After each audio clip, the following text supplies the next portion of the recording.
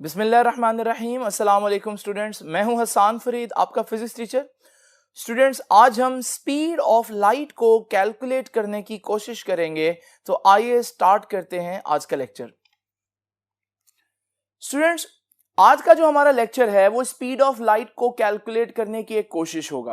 और ये लेक्चर आपकी बुक पर कुछ इस तरह से पूरे पेज पर लिखा हुआ है, आप देख रहे हैं, इस पे किसी किस्म की कोई हेडिंग नहीं है। तो डेफिनेटली हम यहां पर ये भी डिस्कस करेंगे कि किस पैराग्राफ में आप लोगों ने क्या हेडिंग देनी है। स्टूडेंट्स, सबसे पहले मैं आपको यह बताता चलूं कि लाइट एक ऐसी चीज है जिसके बारे में हम हमेशा से क्यूरियस रहे हैं कि ये लाइट की स्पीड कितनी होगी।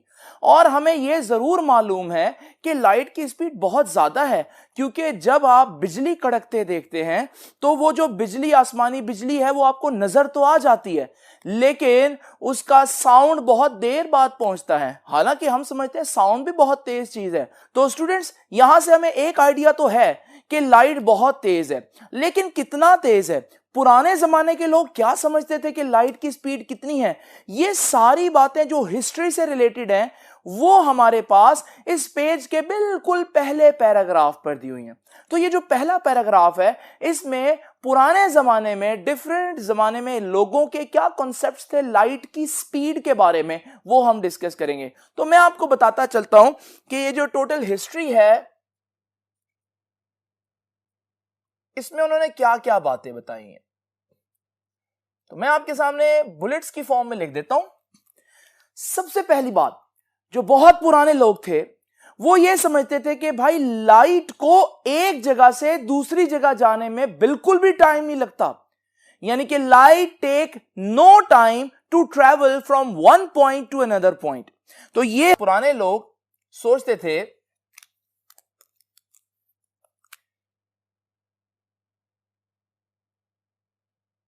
People used to think that light does not take any time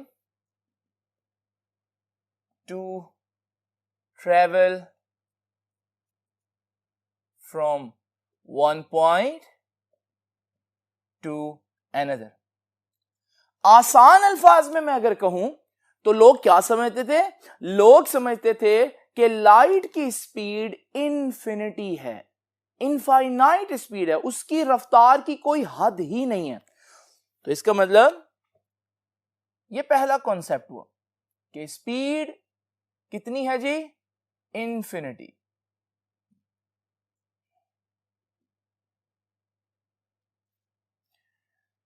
now students, उसके बाद आपकी बुक यह जिक्र करेगी कि वो पहला शख्स कौन था जिसने लाइट की स्पीड कैलकुलेट करने की अटेम्प्ट की।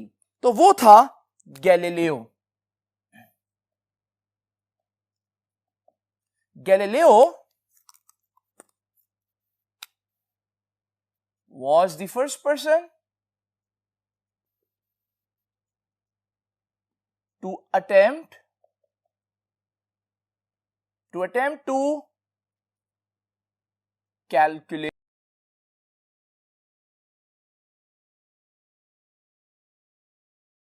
इसका एक्सपेरिमेंट तो नहीं बताया हुआ, लेकिन मैं आपको थोड़ा सा आइडिया दे देता हूं। गैलीलियो ने अपने दोस्त को इस एक्सपेरिमेंट में अपने साथ मिलाया और दोनों ने दो लालटेन पकड़ ली, यानी कि सोर्सेज ऑफ लाइट पकड़ लिए, और इसने अपने दोस्त को बहुत दूर भेज दिया अपने आप से और कहा कि अपने लालटेन को कवर कर दो। तो दोनों ने अपने लालटेन को कवर कर दिया। अब गैलीलियो ने कहा कि जब मैं लालटेन अनकवर करूंगा तो मेरी लालटेन से जो रोशनी निकलेगी वो तुम तक पहुंचेगी। जैसे ही तुम्हें रोशनी नजर आए मेरे लालटेन की, तुमने लालटेन अनकवर करना है और फिर वो रोशनी मेरे तक पहुंचेगी। जब तक मेरे पास पहुंचेगी स्टॉप वॉच चलती रहेगी और मैं टाइम कैलकुलेट करूंगा कि लाइट ने मुझसे तुम तक और तुमसे मुझ तक आने में कितना टाइम लिया। लेकिन स्टूडेंट्स, आपको मालूम है ना कि यहां पर जो लालटेन को कवर करने की स्पीड है वो तो बहुत कम होगी, क्योंकि उसमें ह्यूमन आ गए ना। इस वजह से गैलीलियो का ये एक्सपेरिमेंट जो है वो सही आंसर नहीं दे सका।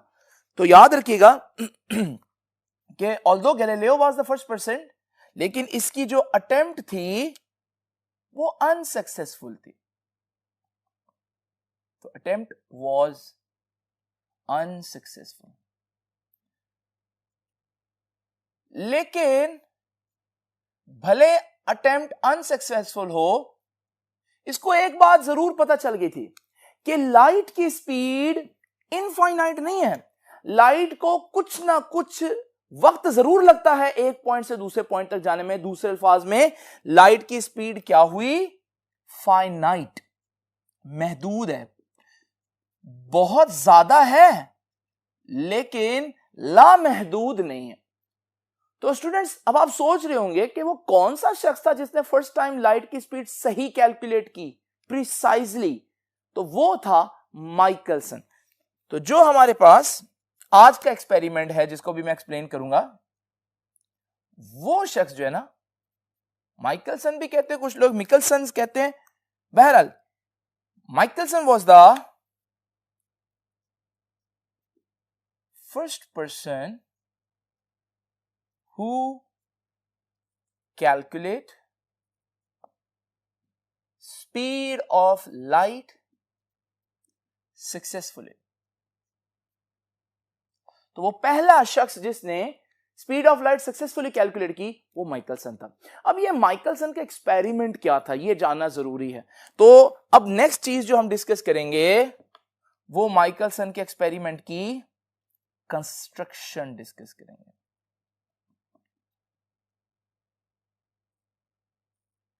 आप इसको कंस्ट्रक्शन की बजाय एक्सपेरिमेंटल अरेंजमेंट भी कह सकते हैं डेफिनेटली।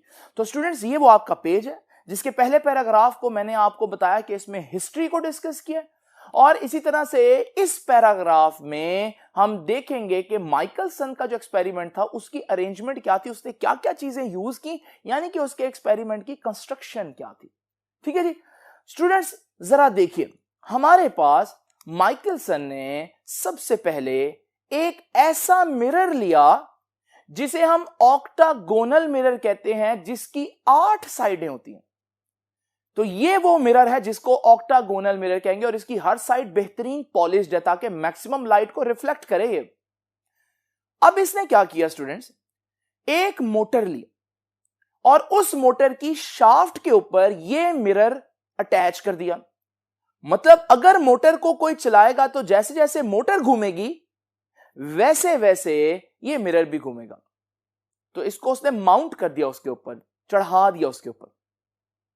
नाउ स्टूडेंट्स, ये तो हमारे पास ऑक्टागोनल मिरर हो गया। ऑक्टागोनल मिरर से डी डिस्टेंस पर एक और प्लेन मिरर भी रख दिया,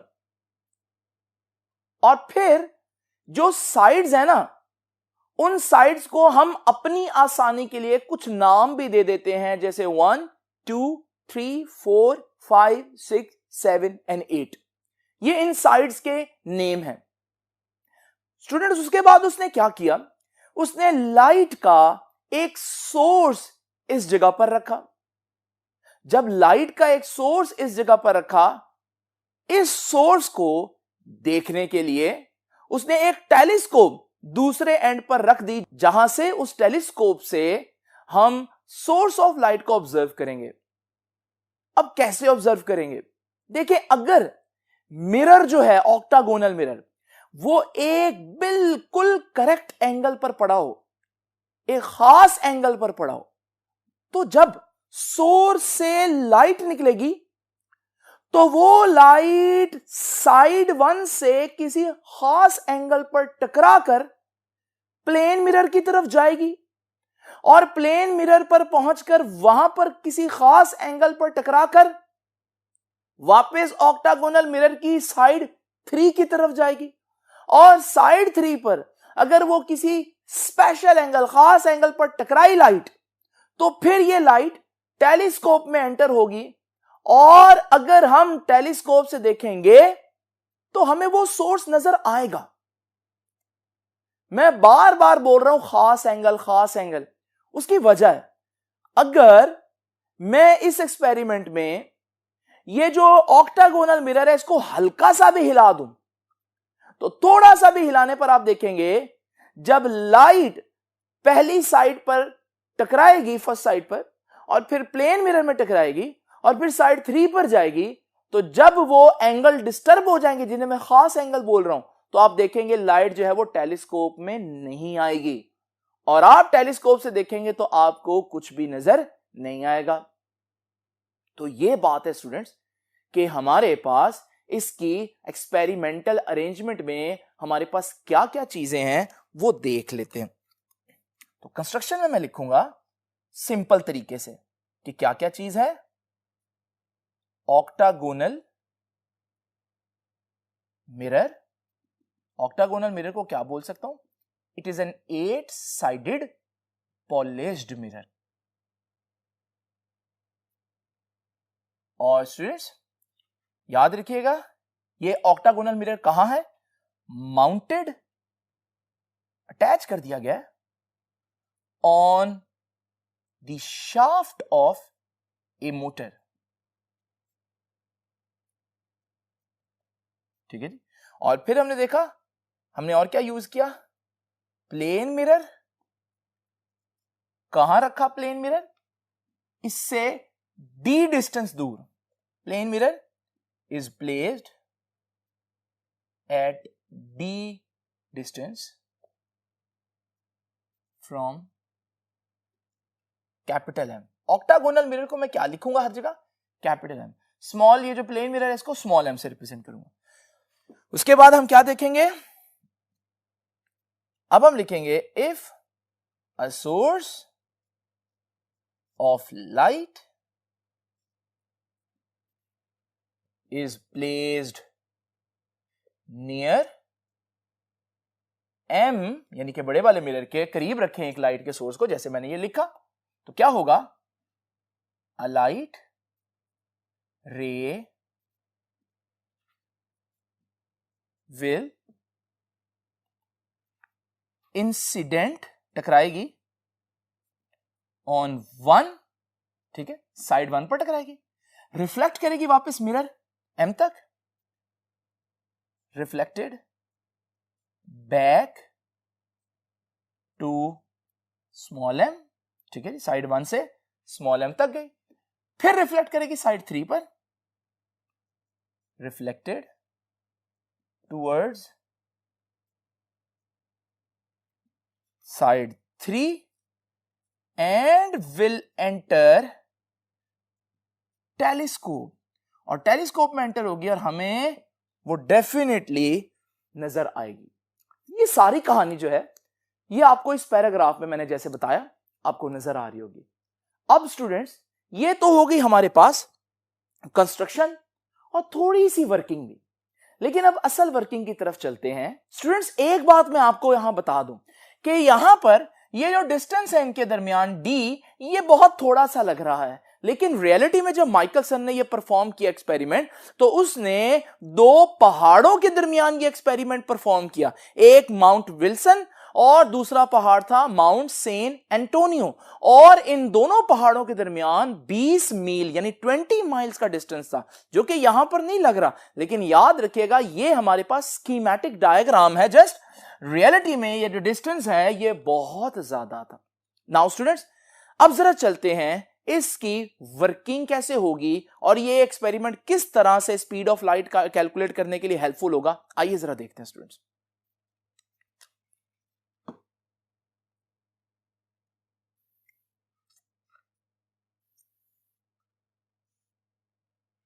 स्टूडेंट्स वर्किंग के नीचे मैं सारी लाइनें नहीं लिखूंगा, ये आप लोगों ने खुद लिखना है। ये जो पैराग्राफ है आपके इसी पेज के ऊपर, ये वर्किंग का पैराग्राफ है, तो इसके ऊपर आप हेडिंग दे लें और इसके अंदर क्या क्या चीजें बताई हैं वो मैं अब आप लोगों के साथ डिस्कस करता हूं।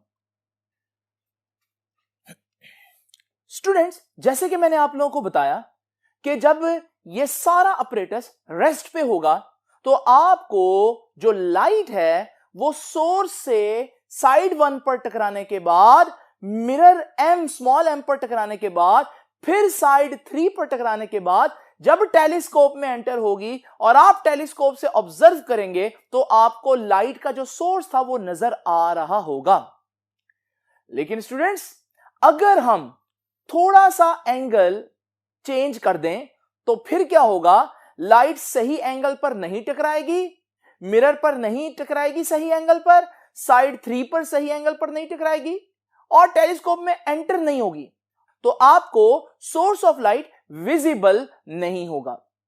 नाउ स्टूडेंट्स, यहां सबसे इंपॉर्टेंट बात अब हम डिस्कस करने लगे हैं, जो इस पूरे लेक्चर की सबसे इंपॉर्टेंट बात है। तो वो क्या बात है, जरा देखिए स्टूडेंट्स। अगर मैं मोटर को ऑन कर दूं तो ये मिरर जो है वो मूव करना शुरू हो जाएगा। जब ये मिरर मूव करना शुरू हो जाएगा, एंगल्स डिस्टर्ब हो जाएंगे।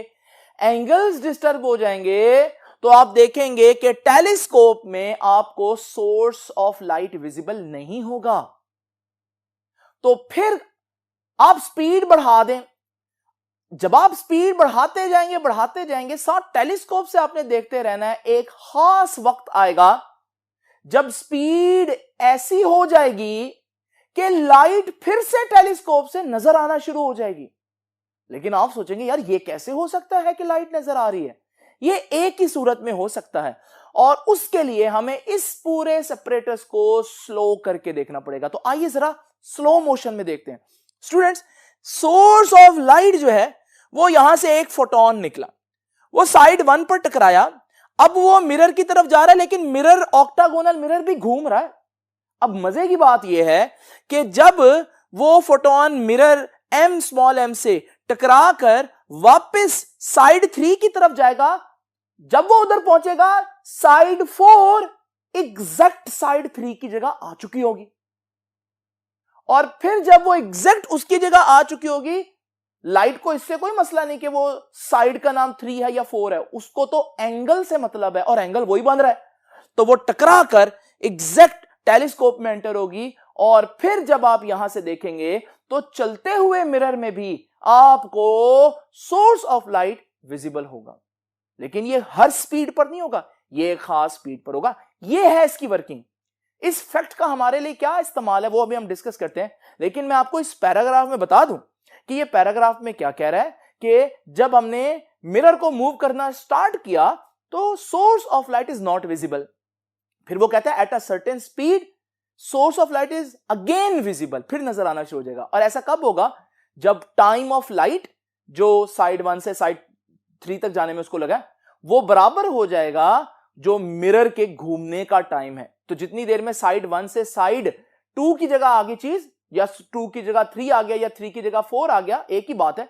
तो अब तक हमारे पास लाइट जो है वो यहां से ट्रेवल करते हुए यहां आ चुकी होगी। तो ये सारा पैराग्राफ आप लोग खुद लिखेंगे। मैं अब अगले पैराग्राफ की तरफ चलता हूं स्टूडेंट्स। तो इससे नेक्स्ट पैराग्राफ है, यहां मैं लिख देता हूं ताकि आप भूल ना जाए कि बुक की लाइंस आप लोगों ने लिखनी है। नेक्स्ट पैराग्राफ क्या है, जरा तवज्जो कीजिएगा। मुझे अब कैलकुलेट करना है time taken by mirror to rotate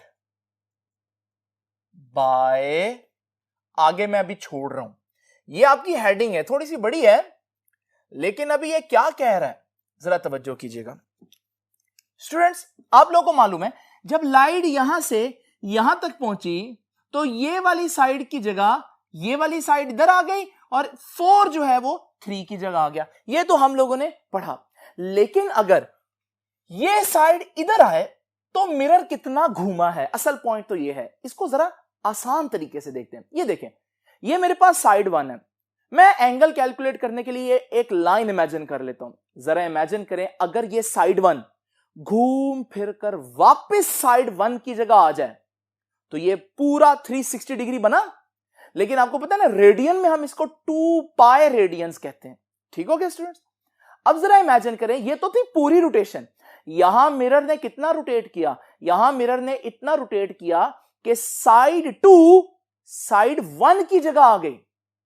तो जब साइड 2 साइड 1 की जगह आ गई, ये पूरा नहीं घूमा, एक पूरी रोटेशन में उसको 8 साइडों की जगह घूमना था। यहां तो वो एक साइड पर घूमा। तो फिर ये जो एंगल है ये 2 पाई नहीं होगा टोटल, बल्कि उस 2 पाई का 8वां हिस्सा होगा। एक और तरह से भी हम देख सकते हैं, अगर आप देखें ये पूरा एंगल 2 पाई है और आप क्या करें, हर साइड का यहां से एंगल देखें तो 8 साइड है। तो टोटल 2 पाई है, तो हर एक का कितना होगा? 2 पाई का 8th पार्ट, यानी कि 8वां हिस्सा। तो इसका मतलब मिरर कितना रोटेट कर रहा है? Mirror 2 pi over 8 angles rotate कर रहा है, और हमने ये देखना है कि उसने इतना एंगल कितने टाइम में रोटेट किया। तो स्टूडेंट्स, उसके लिए हम क्या करेंगे? रोटेशन की इक्वेशंस लेंगे, क्योंकि रोटेट कर रहा है। और रोटेशन में हम लोगों ने पढ़ा था एंगुलर वेलोसिटी किसके बराबर होता है? Angular displacement divided by time. ये एंगुलर वेलोसिटी की इक्वेशन है। यहां से हम कह सकते हैं कि हमारे पास ये डेल्टा थीटा को मैं उधर लेकर जाऊंगा, रीअरेंज करके डेल्टा टी किसके बराबर आ जाएगा? डेल्टा टी बराबर आ जाएगा delta theta over omega. Now students, chapter number 7 में आप लोगों ने पढ़ा ओमेगा को 2 पाई एफ कहते हैं।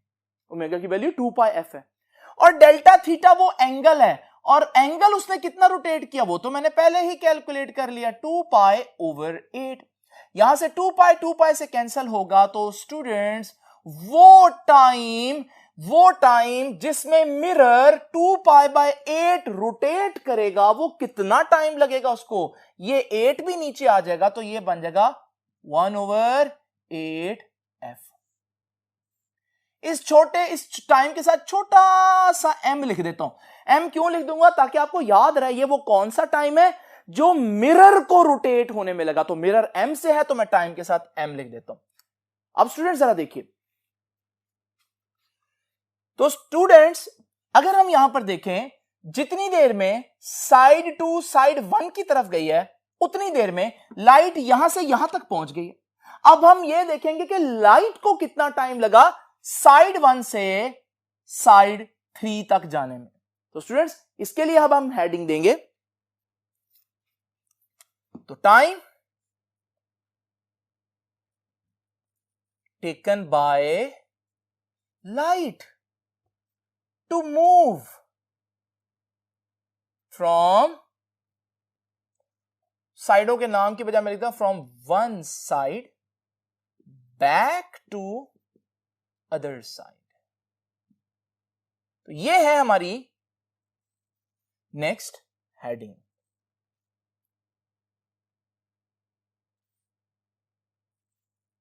नाउ स्टूडेंट्स, ये लाइट जो है रोटेट नहीं कर रही, लाइट तो स्ट्रेट मूव कर रही है। वहां रोटेशन थी तो वहां रोटेशनल इक्वेशंस लगी, रोटेशनल वेलोसिटी की बात की, एंगुलर वेलोसिटी। यहां स्ट्रेट लाइन में मूव कर रहे हैं, तो मैं लीनियर वेलोसिटी की बात करूंगा, और लीनियर वेलोसिटी वो है जिसको आप सब जानते हैं। यहां एंगुलर वेलोसिटी थी, तो यहां लीनियर वेलोसिटी होगी, और लीनियर वेलोसिटी क्या होती है? Rate of change of linear displacement. ठीक है जी, तो लीनियर वेलोसिटी में हमारे पास डिस्टेंस या डिस्प्लेसमेंट ओवर टाइम आएगा। नाउ स्टूडेंट जरा तवज्जो कीजिएगा, मेरे पास यहां से मैं टी निकालूंगा, वो टाइम जो लाइट को लग रहा है एक साइड से दूसरी साइड तक पहुंचने में। ये डेल्टा टी को मैं रीअरेंज करके इधर ले आऊंगा, तो रीअरेंज के बाद ये चीज कुछ यूं बन जाएगी, delta V D over V. अब डेल्टा डी क्या है? डिस्टेंस कितना मूव किया लाइट ने। तो जरा देखते हैं स्टूडेंट्स, ये देखिए, ये डिस्टेंस यहां से सीधा है नीचे डी, तो लाइट यहां से यहां तक गई, आते हुए भी डी डिस्टेंस और जाते हुए भी डी डिस्टेंस ट्रेवल किया, तो डिस्टेंस कितना हो गया? 2d। एक बात मैं आपको बता दूं, असल में डी डिस्टेंस ये स्ट्रेट डिस्टेंस है, ये वाला, ये है डी, और आप देख रहे हैं लाइट जो तिरछी जा रही है, तो उसने डी से थोड़ा सा ज्यादा ही ट्रेवल किया होगा। लेकिन आपको मैंने बताया था ना ये माउंटेन्स वाली बात, कि हमारे पास ये सारा सिस्टम एक माउंटेन पर बन रहा है। जब माउंटेन्स इतनी दूर दूर होंगे, तो स्टूडेंट्स ये वाला डिस्टेंस और ये वाला डिस्टेंस इस हद तक कम फर्क होगा कि हम उसको फिजिक्स में निगलेक्ट कर सकते हैं। इसलिए हम इस डिस्टेंस को भी अप्रोक्सीमेटली डी ही बोलेंगे और इसको भी डी ही बोलेंगे। तो लाइट ने एक साइड से दूसरी साइड तक जाते हुए कितना डिस्टेंस ट्रैवल किया? 2d। तो ये आ जाएगा जी 2d। ये v क्या है? लाइट की स्पीड, यही तो फाइंड आउट करनी है। तो मैं क्योंकि लाइट दुनिया में सबसे हटकर चीज है, यूनिक चीज है, तो उसकी स्पीड को मैं v नहीं बल्कि c बोलूंगा। याद रखिएगा इसको हमेशा कि c जो है वो स्पीड ऑफ लाइट। ठीक हो गया जी स्टूडेंट्स। अब आपको याद होगा मैंने अभी आप लोगों को बताया कि मिरर एक खास स्पीड पर जब चल रहा होगा तो उस खास स्पीड पर आप देखेंगे कि लाइट फिर भी विजिबल है। ऐसा कब होगा? जब ये दोनों टाइम जो मैंने फाइंड आउट किए हैं ये बराबर हो जाएंगे। ये जो टाइम है इस टाइम को मैं 2d/c है ना, तो इसके साथ छोटा सा l लिख देता हूं कि ये वो टाइम है जो किसको लग रहा है, लाइट को एक जगह से दूसरी जगह। और जब लाइट एक जगह से दूसरी जगह पहुंचती है उतनी टाइम में मिरर भी उतना रोटेट कर जाता है कि फिर से वही एंगल बनता है और लाइट टेलीस्कोप में एंटर हो जाती है। नाउ स्टूडेंट्स, अगर आप कैलकुलेशंस करना चाहते हैं तो ये दोनों टाइम आपस में बराबर होंगे। तो डेल्टा टी एम जो मिरर को रोटेट होने में टाइम लगा वो बराबर है डेल्टा टी एल लाइट को पहुंचने में टाइम लगा।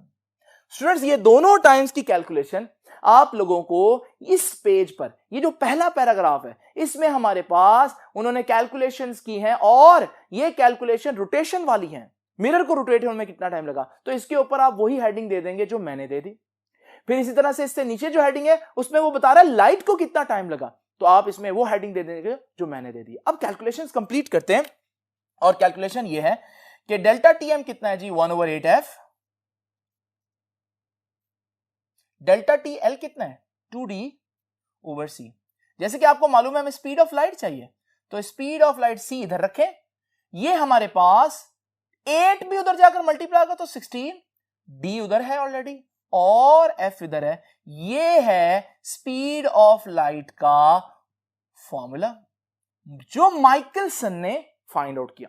नाउ स्टूडेंट्स, 16 का तो हमें मालूम है, d डिस्टेंस कितना होगा माइकलसन को पता था, दोनों पहाड़ों के दरमियान कितना डिस्टेंस है।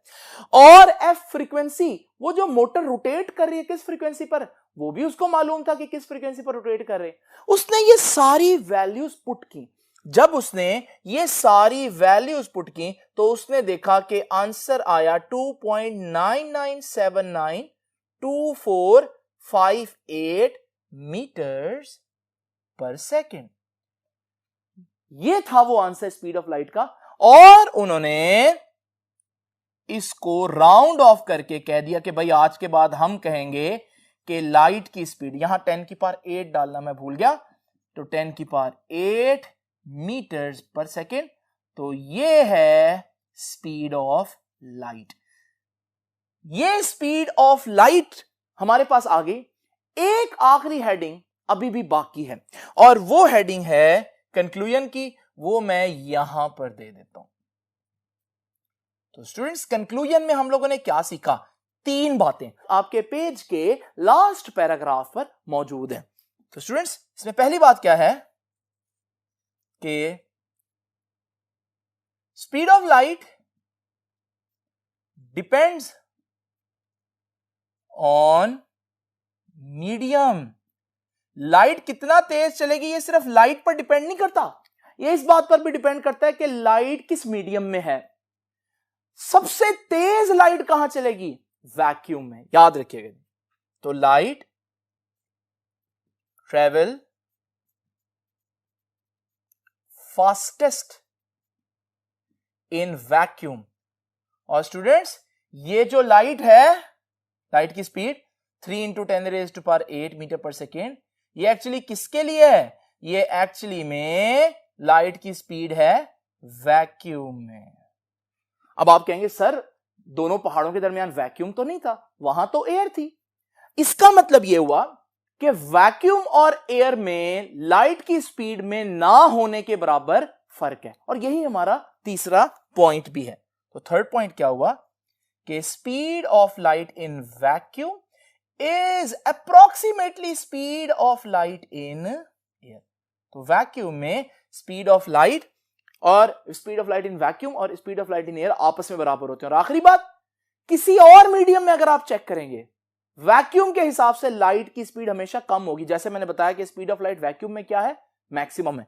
तो अगर मैं किसी और मीडियम की बात करता हूं तो किसी भी मीडियम में लाइट की स्पीड वैक्यूम के मुकाबले में कम होगी, जैसे ग्लास में लाइट की स्पीड वैक्यूम से कम होती है। तो स्टूडेंट ये 3-4 पॉइंट है जो आप लोगों को नजर आएंगे आपके उस लास्ट पैराग्राफ पर। तो स्टूडेंट ये था आज का आर्टिकल। आई होप कि आपको थोड़ा सा आइडिया होगा कि किस तरह से लोगों ने बहुत अरसा लगाया लाइट की स्पीड सक्सेसफुली कैलकुलेट करने में। यह था आज का आर्टिकल। आपसे मुलाकात होगी अब इंशाल्लाह नेक्स्ट लेक्चर में। तब तक के लिए अल्लाह हाफिज।